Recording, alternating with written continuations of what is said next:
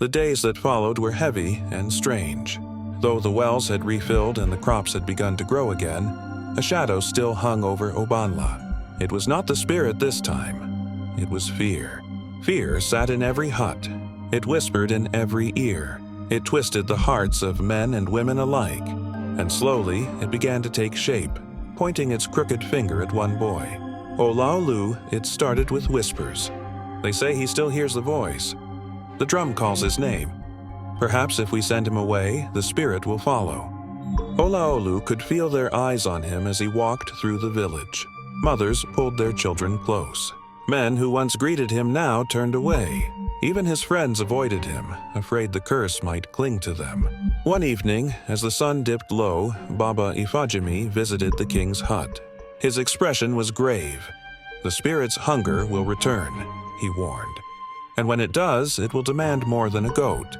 The boy must be protected, or the king's voice was weary, or sacrificed. The old man closed his eyes. If it is between one life and the lives of many. Outside the hut, a shadow moved. Olaolu had been passing by, and the words struck him like arrows. He froze. His heart pounded. Sacrificed, he ran. He ran past the huts, past the market square, past the iroko tree where children once played. He stopped only when he reached the edge of the forest, where the air smelled of old secrets and decay. There, he collapsed to his knees. "Why me?" he whispered. "What did I do to deserve this?"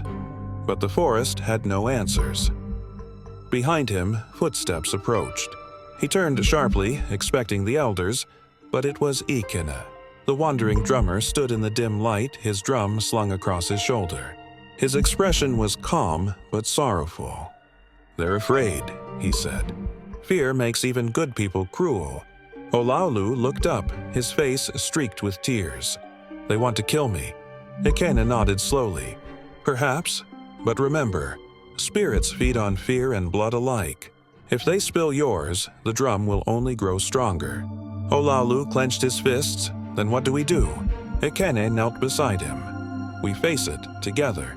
You and I must speak to the drum before it speaks again."